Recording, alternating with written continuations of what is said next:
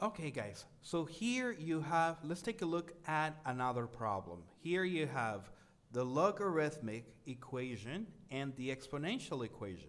What you have to know, or you should understand, is that these equations are the same.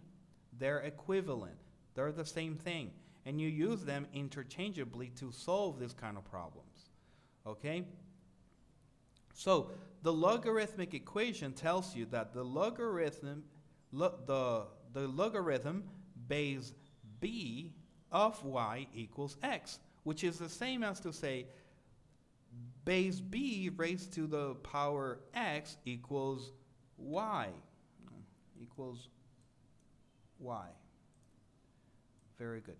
In both cases, these are the same numbers. Look, b represents the base, x represents the exponent, and y represents the result, if you will.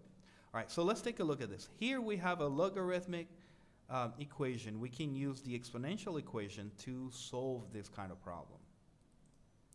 So the first thing that you need to do, let me use a different color, is to use the exponential equation. Okay, so I have b, which is my base. My base here is 16.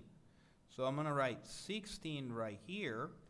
And I have 8. 8 is my y, the result. So y goes in this side, on the other side. I'm going to write it with a different color, 8.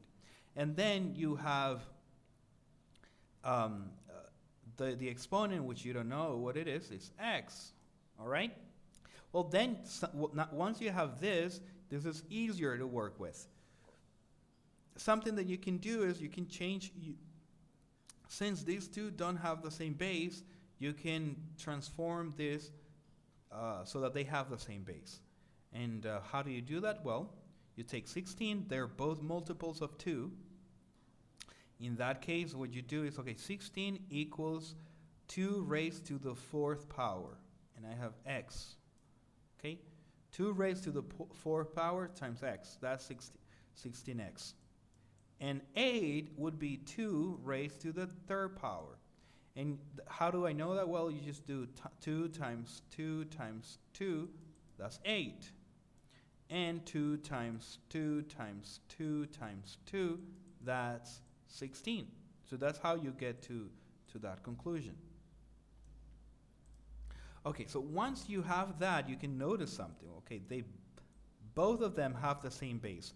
When this happens, when two exponential terms have the same base, then their exponents must be equal. So 4x must be equal to 3. And then once you have that, well, you know that what you need to do in that case is divide both sides of the equation by 4. This will be eliminated, and so you'll have that, by 4, not by 3. So my bad here, by 4. So basically here you'll have that x equals 3/4, and that would be the answer to the problem here. I'll see you guys in the next video.